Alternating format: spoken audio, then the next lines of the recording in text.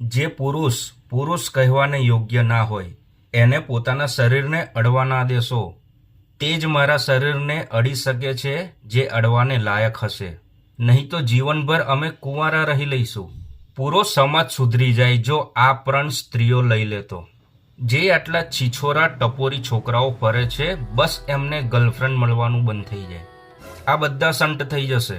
છોકરીઓમાં આટલી ચેતના આવી જાય કે આ લોકોનો પડછાયો પણ પડવા નહીં દઈએ.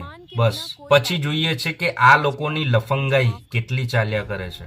જેટલી પણ છોકરીઓ દુર્બલ હોય એ પોતાના શરીરથી અને મનથી મજબૂત બનવાનું વિચારી લે તો તમારું શરીર આ બધામાં સાથ પણ આપી શકે છે, આ લોકોને સીધા રસ્તા પર લાવવા માટે.